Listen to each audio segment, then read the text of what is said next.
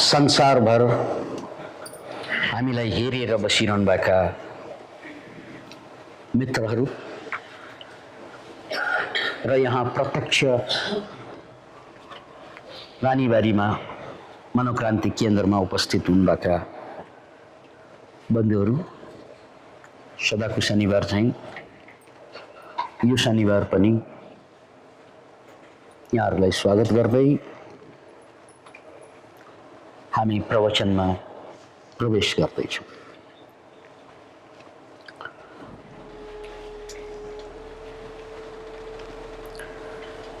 एउटा कथा याद आइरहेको छ।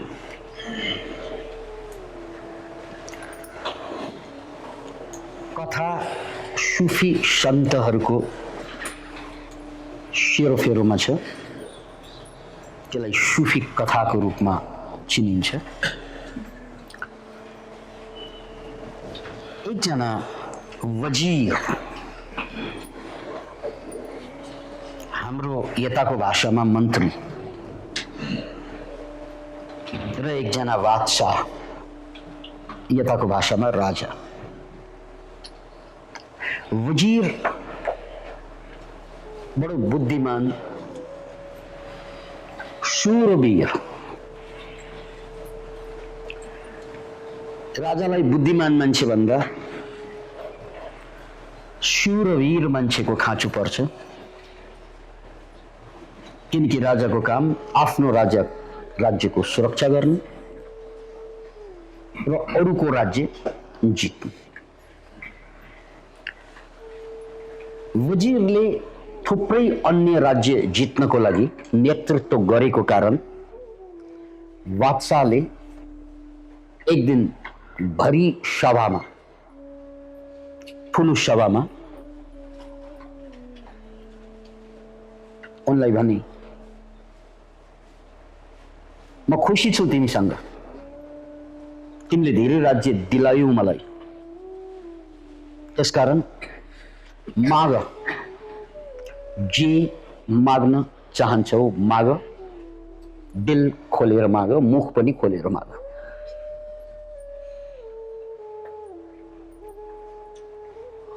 मन्त्रीले तुरन्तै भनिहाले,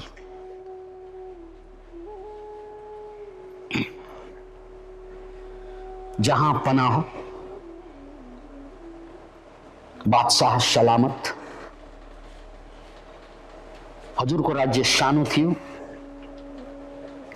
मैले हजुरको राज्य बढाउनको लागि ज्यान दिएको छु, दिलो ज्यान दिएको छु र बढेको पनि छ। त्यसकारण हजुरको राज्यको 10% मलाई दिनु होला, किनकि मन्त्री बन्नुभन्दा राजा बन्नुमा आनन्द आउँछ। त्यसकारण म हजुरको राज्यको 10वां भाग लिन चाहन्छु। राजा वचनमा हारिसकेका थिए, जे माग्छौ त्यो दिन्छु भनेर। राजाले सबै दिन तयार त हुन्छ, नै त राज्य दिन तयार हुँदैन, किनकि राजा भनेकै राज्यको मालिक। दिन्न भन्न मिल्दैन, मिलेन यता। राजा पनि कम्ताको चलाक थिएन, हाँसेर भने, अरे वजीर, 10% के आधा राज्य दिन्छु म तिमीलाई। 10% के आधा राज्य दिन्छु म तिमीलाई। तिमीले त 10 मागेका छौ, म आधा दिन तयार छु, तर मेरो एउटा शर्त छ, मेरो एउटा कन्डिसन छ। कन्डिसन भन्ना साथ मन्त्रीले बुझिहाले, अब राजाले मलाई घुमाउने भयो, एउटा त आधा दिन्छु भनेकै घुमाएको भन्ने बुझिहाले उनले, बुद्धिमान जो थिए। त्यसमाथि कन्डिसन अब के राख्ने होला, असम्भव कन्डिसन त राख्ने होला राजाले। उनलाई भनक मिलिसकेको थियो। राजाले यो कन्डिसन राख्छ भन्ने थाहा पाइसकेपछि उनी सतर्क भएर सुने, महाराज भनिबक्स्योस्, धेरै ठुलो कन्डिसन छैन, तिमीले 3वटा प्रश्नको जवाफ दिनुपर्छ मलाई। जीवनको अन्तिम सत्य के हो अथवा परम सत्य के हो? पहिलो प्रश्न। जीवनको परम सत्य के हो? पहिलो प्रश्न। यसको जवाफ चाहिए मलाई। अनि मान्छेको सबभन्दा ठुलो कमजोरी के हो?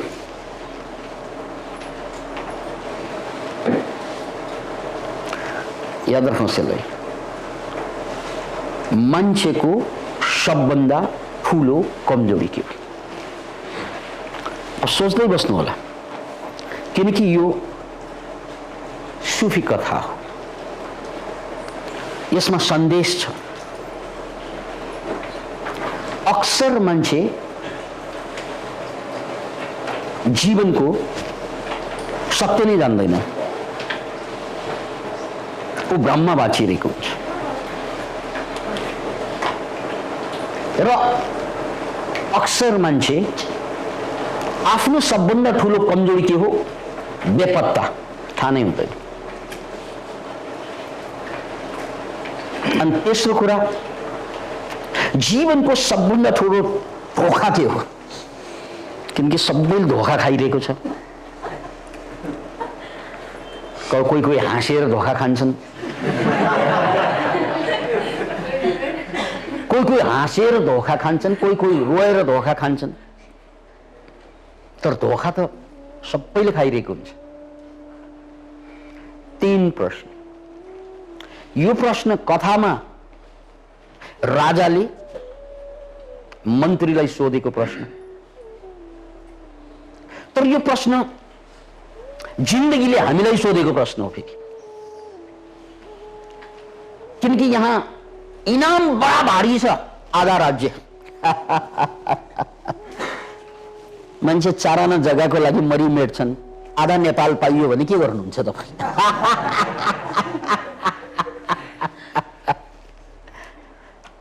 अब नेपाल भन्दा ठुलै राज्य होला, जसलाई सल्तनत भनिन्छ। सोच्दै गर्नु, सित्तैमा 3वटा प्रश्नको जवाब पायो भने आधा राज्य पाउने, अनि त्यसको राजा पनि हुनु पाउने। यो हामी सबैलाई जिन्दगीले सोधेका प्रश्न हुन्। कथामा राजाले मन्त्रीलाई सोधे, इनाम राज्य।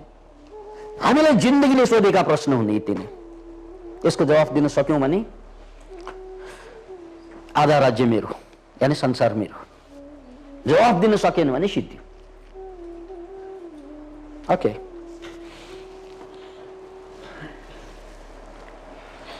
मन्त्रीलाई राजाले भने, तिमीले अहिले जवाफ दिन सक्दैनौ, मलाई थाहा छ, 1 महिना मोहलत दिन्छु, जाऊ, जहाँ जहाँ जान्छ जाऊ,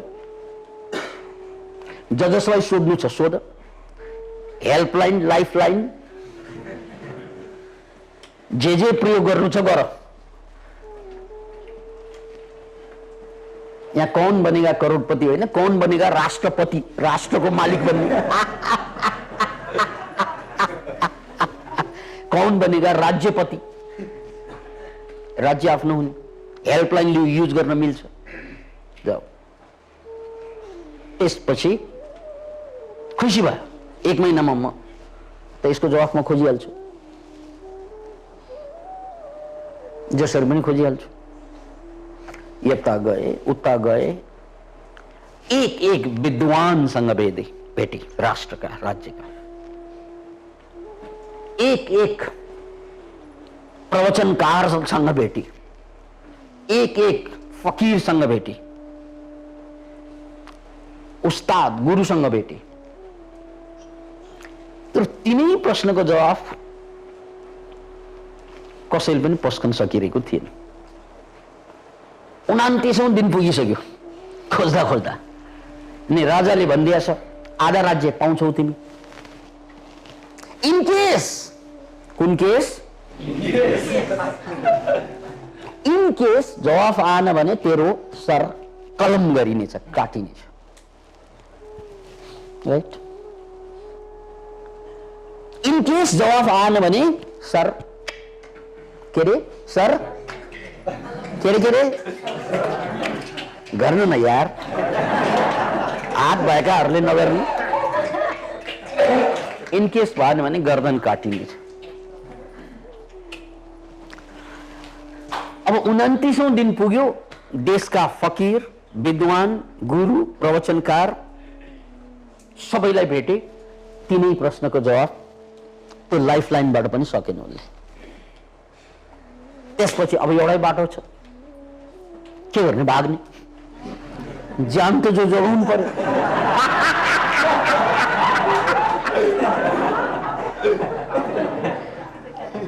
पहिला राज्य पाउने लोभ थियो, अब ज्यान गुम्ने डर छ। यस्तै हुन्छ यो जिन्दगी। हाम्रै कथा नै हो।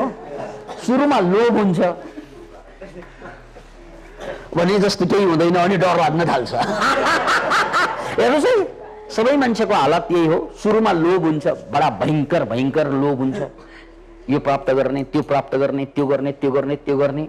अन्ततः केही सकिँदैन, बिरामी परिसकेको हुन्छ, भएको पैसा गुमाइसकेको हुन्छ, भएको बुद्धि नष्ट भइसकेको हुन्छ। अनि त्यसपछि डर लाग्न थाल्छ। अब प्राप्त केही गर्नु पर्दैन, भएको कसरी जोगाउने।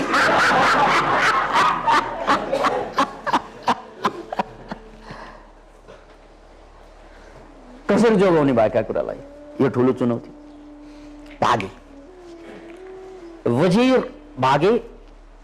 भाग्दा भाग्दा भाग्दा मरुभूमि। अब यो कथा उतैतिरको कथा हो, मरुभूमि साइडकै। भाग्दा भाग्दै मरुभूमिभित्र छिरे र मरुभूमिमा पनि जहाँ पानी जमेको हुन्छ र त्यहाँ बडा सुन्दर मौसम हुन्छ, त्यसलाई नखलिस्तान भनिन्छ।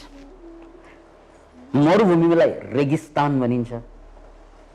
तर इङ्ग्लिसमा ओएसिस भनेर हामी बुझ्छौँ। त्यो ओएसिसलाई नखलिस्तान भनिन्छ। अनि मरुभूमिभित्र कुनै नखलिस्तानमा गएर लुक्न गयो। त्यहाँनिर उनले अर्को एकजना मान्छे फेला पारे, उनी जस्तै लुकेर बसेका।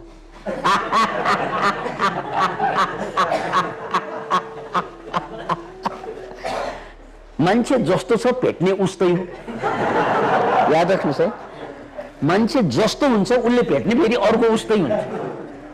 त्यसकारण तपाईँका साथीहरू हेर्नुहोस् त, तपाईँ जस्तै हुन्छ। डरछेरुवा भए, डरछेरुवाको साथी डरछेरुवा हुन्छ। अनि उसले गर्व के गर्छ? म मात्र होइन, यिनीहरू पनि डरछेरुवा छ।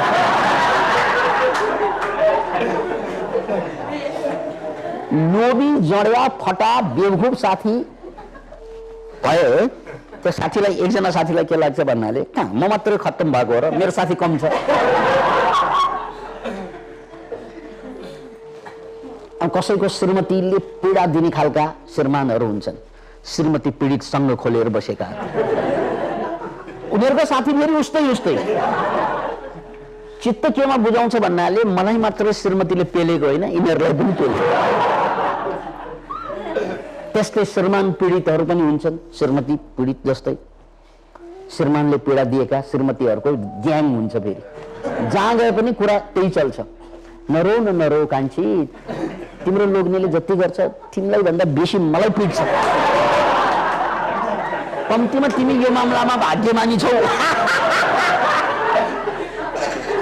यानी एक आपसमा आश्वासनको लागि पनि मान्छेले सर्कल बनाउँछ।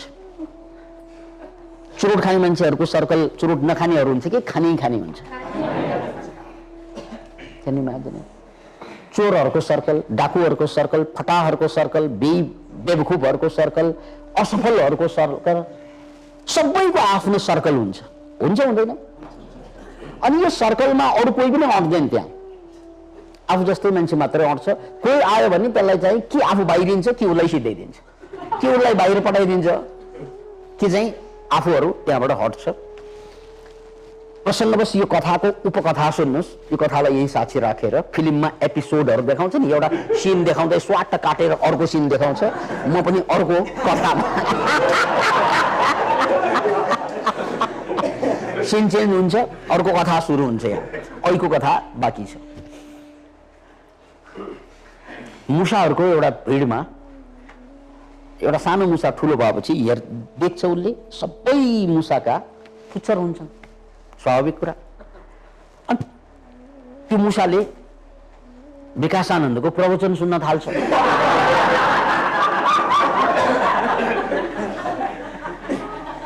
अरूले बाँचे जस्तो बाँच्नु हुँदैन, अरूले गरे जस्तो गर्नु हुँदैन। मान्छे आफ्नै हिसाबले बाँच्नुपर्छ, आफ्नै स्वभावमा बाँच्नुपर्छ भन्ने प्रवचनमा सुन्छ उसले। त्यसपछि अरूभन्दा फरक भएर कसरी बाँच्ने भनेर मुसा सोचमा पर्छ। प्रवचनको प्रभाव यसरी हेर्छ, अरूभन्दा फरक कसरी हुने सोचेर मुसाले एउटा आइडिया निकाल्छ, आफ्नो पुच्छर च्वाट्ट काट्छ।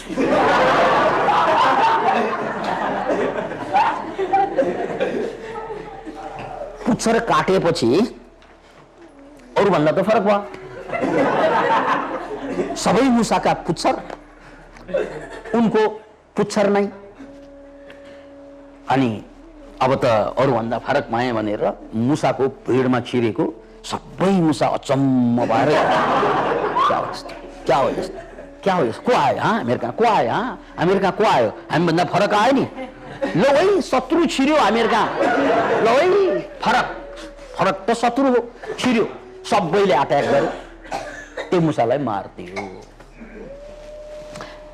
भनेको मतलब हामी आफ्नो सर्कलभित्र त्यसलाई राख्दै राख्दैनौँ। मूर्खको सर्कलमा कोही बुद्धिमान टिक्न सक्दैन हो। कमजोरको सर्कलमा साहसी मान्छेलाई टिकाउँदैन उनीहरूले, फालिदिन्छ। याद राख्नुहोस् यो कुरा। त्यस्तै खुब हाँस्ने मान्छेको सर्कलमा नहाँस्ने मान्छे टिक्दैन। नहाँस्ने मान्छेहरूको सर्कलमा फेरि हाँस्नेलाई पागल भनेर घोषणा गर्छ।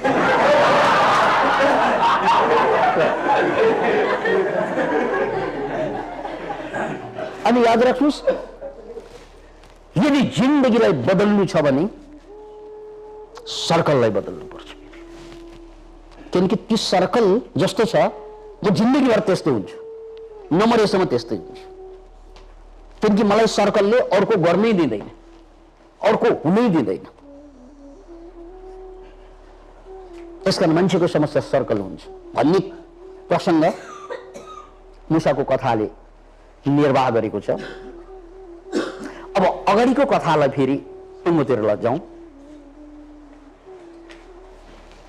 राज्य पाउने लोभमा फँसेका यी मन्त्री भाग्दै नखलिस्तानमा लुक्न जान्छ र त्यहाँ उनले को भेटाउँछ, अर्को उ जस्तै मान्छे।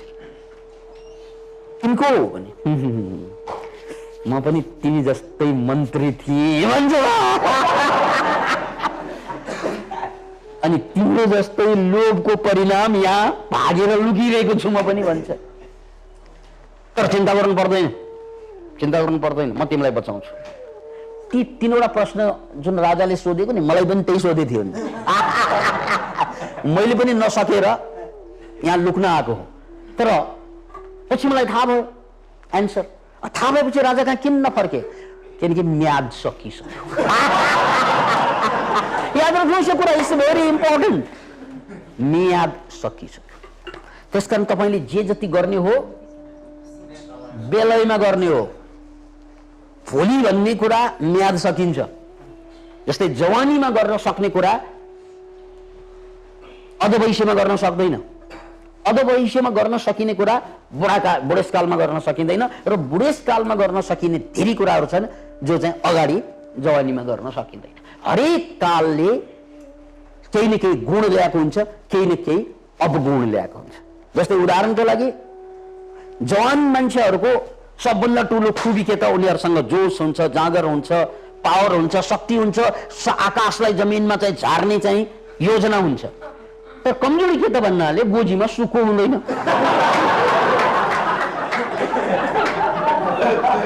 महत्वाकांक्षा, इच्छा, जोश, जागर, शक्ति, ताकत। जवान मान्छेहरूले त्यसरी गरेर बसेका हुन्छन्, तर उसको दुर्भाग्य के त भन्नाले गोजीमा सुखको हुँदैन। उसको कमजोरी त्यो हो। पैसो भागमा उसले जे पनि गर्थ्यो, तर उनलाई पैसो नभएको कारणले गर्दा केही पनि नगरिकन चाहिँ पीडित भएर बस्छ जवान मान्छेको। बुढा मान्छेको चाहिँ विशेषता के त भन्नाले टन्न पैसा हुन्छ, घर पनि आफ्नो नाउँमा, जग्गा पनि आफ्नो नाउँमा, बैंक ब्यालेन्स पनि प्रशस्तै, सबै कुरा हुन्छ बुढासँग। तर के हुँदैन त भन्नाले शरीर चाहिँ ख्याउटे शरीर, आफूले केही गर्नै सक्दैन, कुद्नु सक्दैन, राइट, भने जस्तो गर्नै सक्दैन। त्यसकारण यहाँ समस्या बुढेसकालमा हुने चिज जवानीमा हुँदैन, जवानीमा हुने चिज बुढेसकालमा हुँदैन। जुन बेला जे छ त्यसलाई सदुपयोग गर्ने हो। जुन बेला जे छ, यसको मतलब यही चाहिन्छ भनेर बस्ने होइन। हरेक कालको विशेषता र खराबी हुन्छ। बच्चा बेलामा पनि एउटा चिज हुन्छ, अर्को चिज हुँदैन, राइट। यसकारण कुनै पनि काल सबभन्दा राम्रो भन्ने हुँदैन र सबभन्दा खराब भन्ने पनि हुँदैन। मान्छे जवान तिमीहरू जस्तो जवान भइदिएको भए हामी जस्तै गरिब हुन्थ्यौ, तिमीहरू जस्तो जवान भइदिएको भए हामीहरू जस्तै आर्थिक रूपमा कमजोर हुन्थ्यौ। अनि कतिलाई लाग्छ नि, सर हजुरको जस्तै पैसा भइदिएको भए, पैसा त हुन्छ, मेरो जस्तै शरीर हुन्छ त्यो। त्यसकारण यो कुरा बुझ्नुहोस्, जीवनमा सबभन्दा राम्रो पिरियड के हो भन्ने नै हुँदैन। आमाको गर्भमा छँदा हामीले केही पनि गर्न सक्दैनौँ, हामी गर्भभित्र हुन्छौँ, तर त्योभन्दा आनन्दको पिरियड भनेको सिङ्गो मानवको जीवनमा कहीँ पनि हुँदैन। त्यो सबभन्दा, त्यसकारण गर्भलाई नेचुरल समाधि भनिन्छ। त्यो एक किसिमबाट समाधिको अवस्था हुन्छ, केही पनि आफूले गर्न पर्दैन, मस्तसँग पानीमा तैरिएर बसेको हुन्छ, खानु पनि पर्दैन, लाइफै अर्को हो। यहाँ त खानुपर्छ, जन्मिएपछि प्याएको रोएर दुध चुस्नुपर्छ, राइट। त्यहाँ त प्याएको पनि रुनु पर्दैन, च्याएको पनि कराउनु पर्दैन, केही पनि गर्नु पर्दैन, खानै पर्दैन। केही पनि नखाइकन साह्रै लामो लामो साधना गर्ने त महायोगीहरू होइन हो। यो मान्छे हामी गर्भमा छँदा मुखले केही पनि खानु पर्दैन, स्पाइनल के अरे अम्बिलिकल कर्ड, जसलाई चाहिँ नाभि, नाइटो, त्यहाँबाट आमासँग जोडिएको हुन्छ सालनालले, र खानु पनि पर्दैन, बडा आनन्द, जीवनको आनन्द। महायोगी होइन हामीहरू, खानै नपर्ने महायोगी भएन। त्यो महायोगीहरू महाबेवकूफ हुन्छन् संसारमा। त्यसकारण जीवनको सबभन्दा सुन्दर घडी के हो त भनेर भन्दा आमाको गर्भभित्र हो। तर आमाको गर्भभित्रको त्यो महासमाधिलाई चाहिँ हामीले प्रयोग गर्न सकिँदैन। त्यसकारण त्यसको विशेषता के हो? आनन्द, शान्ति। कमजोरी के हो? त्यसलाई शेयर गर्न मिल्दैन। त्यसैले जीवनको हरेक कालखण्डमा जे कुरा आएको हुन्छ त्यो सबैको आफ्नो विशेषता हुन्छ। मैले भन्नेको मतलब यहाँहरूले बुझ्नुहोस्, के राम्रो भनेर कहिल्यै नसोध्नुहोस्। अहिले म जहाँ छु, जुन अवस्थामा छु, यही राम्रो हो, किनकि योभन्दा माथि बढ्दाखेरि पनि त्यहाँ नराम्रो चिज हुन्छ, हुँदैन? त्यसकारण गरिबी छ भने गरिबीको एउटा विशेषता हुन्छ, अमिरी छ भने अमिरीको एउटा कमजोरी हुन्छ। हेर्नुहोस् है, त्यसकारण के भएपछि राम्रो भन्ने नै हुँदैन। तपाईँ जुन ठाउँमा छ, जुन अवस्थामा छ, जे घटना घटिरहेको छ, त्यही सबभन्दा राम्रो अवस्था। क्लियर? ओके, अब हेर्नुहोस् है, अहिलेको कथाको टुङ्गोमा जाउँ।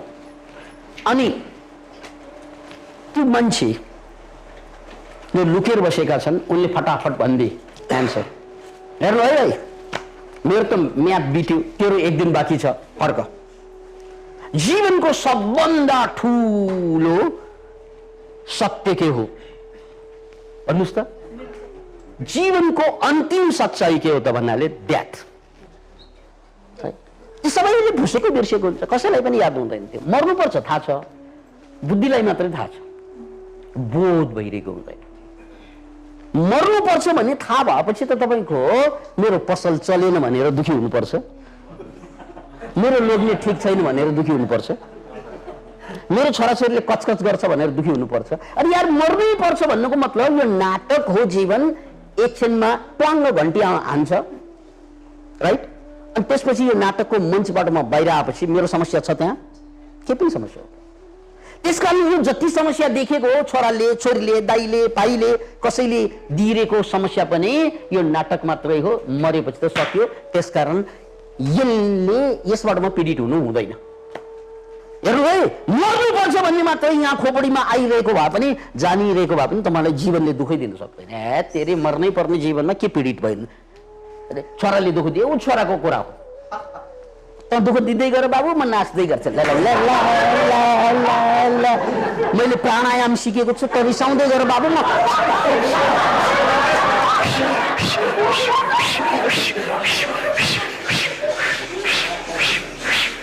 ओके, पैसा हरायो एक दिन, कसैले धोका दियो, श्रीमतीले छोडेर गई, श्रीमानले लात हान्न आयो,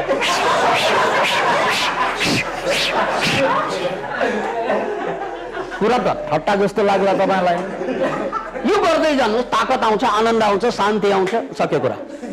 किनकि एउटा कुरा नबुझेर मान्छे जिन्दगीभर दुखी हुन्छ, जीवनको अन्तिम सच्चाइ नै बुझेन। मर्दैछौँ हामीहरू, कुन बेला मर्छौँ थाहा छैन, त्यो बेग्लै कुरा, तर मर्दैछौँ, क्षण क्षणमा मर्दैछौँ। This is the final truth of life, right? यसलाई जानिराख, दुःख कहिल्यै हुँदैन। के अरे, यसलाई जानिराख, दुःख कहिल्यै हुँदैन। मान्छेले फुसुक्कै बिर्सिएको हुन्छ। नम्बर 1। नम्बर 2, के प्रश्न थियो रे? सबभन्दा ठुलो कमजोरी के हो? त्यसमा म पछि आउँछु। अर्को के रे? सबभन्दा ठुलो धोखा के हो? जिन्दगी स्वयं नै धोखा हो। Life is the deception. कसरी सर? कसरी भने मरेपछि छोडेर जाने चिज धोखा होइन? बिहे गरेर मेरी स्वास्नी भनेर खुसी भए, मेरा लोग्ने, छोरालाई जन्माए, हुर्काए, मेरो छोरा, मेरो छोरा, मेरो छोरा, मेरो छोरा भने मरेपछि चाहिँ स्वाट यसलाई छोडेर जानुपर्ने, धोखा भएन यो? कति धोखा खाए?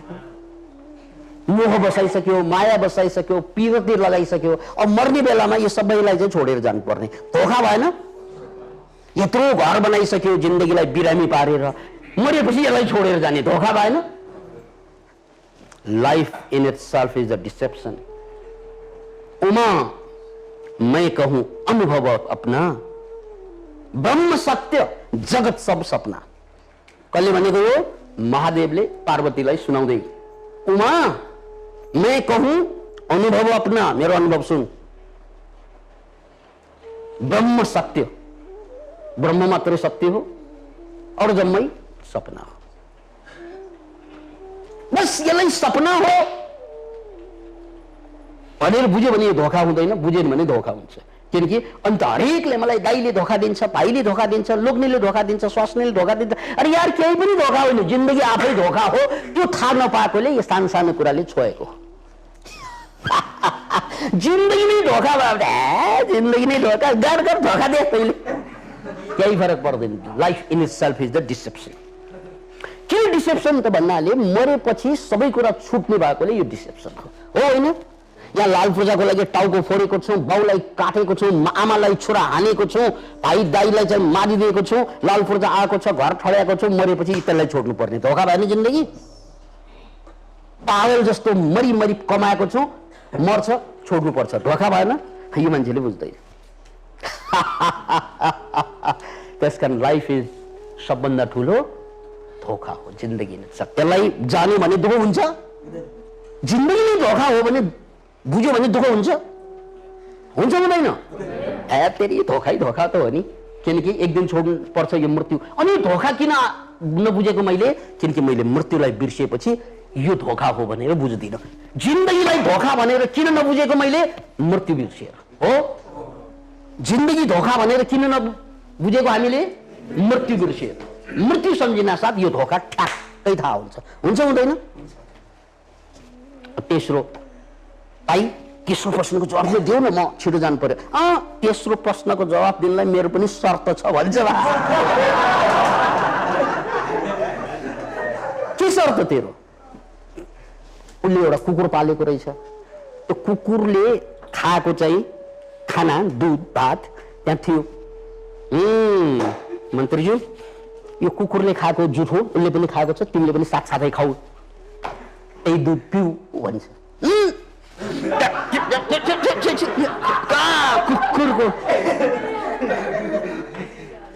कुकुरको मन्त्री म बुझियो राइट? कुकुरसँग दुध पिउने सँगसँगै सक्दैन। त्यसमा प्रश्नको जवाब पनि आउँदैन भन्छ। अब तै सोच, कुकुरको जुठो पिउने एउटै भाँडोबाट अथवा गर्दन कटाउने भन्छ। यसरी सोच। गर्दन कटाउनु भन्दा त यो पिउनु ठिक छ। आँखा चिम्लेर छाप्प समातेर पिदिए, डकारे पनि। जिन्दगीको सबभन्दा ठुलो मान्छेको कमजोरी के हो? अहंकार। तँलाई कुकुरको दुध जुठो खान्न भन्ने तेरो अहंकारले नै तँलाई बेवकूफ बनाउँछ। यो सारा टाउकाहरू आज किन खत्तम छन् भन्नाले सबैसँग घमण्ड छ, सबैसँग अहंकार छ। यो कुकुरको जुठो मैले खानु हुँदैन। कसले भनेको तपाईँलाई? यो अहंकारले होइन। खाएर के हुन्छ? क्या यार, तपाईँको जुठो कुकुरले खाएर केही नहुने उसलाई? उसको जुठो खाएर के हुन्छ? यो त उदाहरण भयो। बाउलाई अहंकार छ, छोराले त्यस्तो भन्नै नहुने, यो अहंकार होइन? श्रीमतीले यस्तो भन्ने श्रीमानलाई, यो अहंकार होइन? दाइ भएर यस्तो कुरा गर्ने, यो अहंकार होइन? त्यसकारण जिन्दगीको सबभन्दा मान्छेको ठुलो कमजोरी के त? अहंकार होइन। मैले गर्न म मागेर खान्छु तर यस्तो गरेर खान्न, यो अहंकार होइन? यार तपाईँले हजारौं काम गर्नै सकेको छैन अहंकारको कारणले गर्दा। खुरु गरे त हुन्थ्यो नि त्यो काम। गु सोर्नु पर्यो, गु सोर्नु। मैले कहाँ गु सोर्छु? अहंकार होइन यो? म कहाँ तरकारी किन्न जान्छु? अहंकार होइन यो? म कहाँ झुक्छु उसको अगाडि? अहंकार होइन यो? यो अहंकार जिन्दगीलाई बर्बाद पार्ने सबभन्दा ठुलो तत्त्व। बस तीनवटा कुदे हुने राजा कहाँ? यही रहेछ आन्सर। सबभन्दा ठुलो समस्या के रहेछ? पहिलो जीवनको सच्चाई के त? मर्नुपर्छ। यो पहिलो र अन्तिम सच्चाई। one day you have to die। एक दिन मर्नुपर्छ हो, पहिलो सच्चाई। अनि दोस्रो, जिन्दगी आफै धोका हो। के सिरियस भएर बस्या? छोराले दुःख दियो, अरे यार मरेपछि जिन्दगीले दुःख दिन्छ।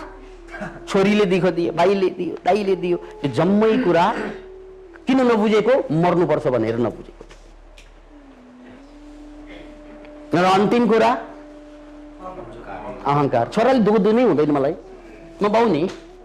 दाइले मलाई दुःख दिनै हुँदैन, भाइले, उसले, यसले, उसले।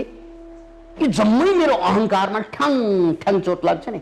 त्यसपछि मैले धेरै कुरा गर्दैन अहंकारको।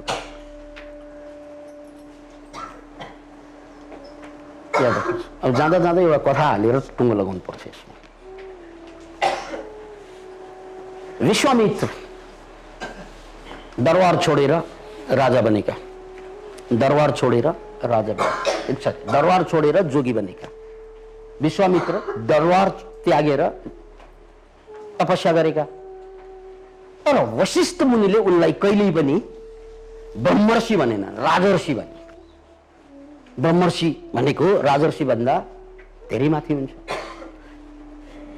मान्छे त राजर्षि नै हो। मलाई चाहिँ गुरुले, वशिष्ठले जहिले पनि तल झार्नुहुन्छ, होच्याउनुहुन्छ। खालि मलाई राजर्षि राजर्षि तपस्या गरिसके, मलाई त ब्रह्मर्षि भन्नु पर्ने। एक दिन यो गुरुलाई काटिदिन्छु मैले। राजा हो, सामान्य मान्छे होइन, तलवार लिएर काट्छु भनेर जान्छ। पूर्णिमाको रात थियो, विश्वामित्र तलवार लिएर झारीमा जंगलमा जहाँ कुटिया थियो वशिष्ठको लुकिरहेका। यतिकैमा वशिष्ठ र उनकी श्रीमती त्यो रात बडा आनन्ददायी रात, किनकि शरदको चन्द्रमा खुब मजा लिँदै दुवै गफ गर्दै बाहिर आइरहेका। त्यतिकैमा काट्नको लागि उनी तलवार चाहिँ चमचमाउँदै थिए यसो गरेर। अनि श्रीमतीले श्रीमानलाई सोध्छिन्, स्वामी आजको रात त विशेषै चम्किलो छ नि, आजको रात त विशेष दिव्य छ नि, दिव्य के भयो आज?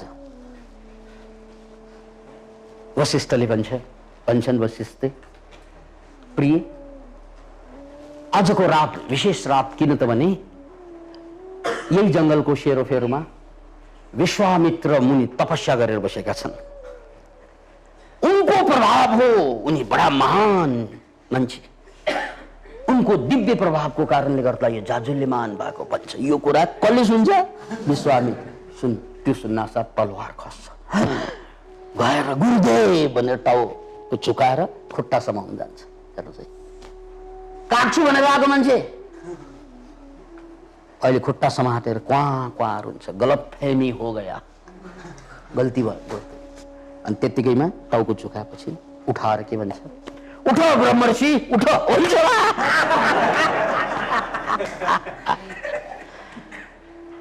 जुन दिनमा अहंकार सकिन्छ त्यही दिनमा तिमी ब्रह्मर्षि बन्छौ। सन्देश।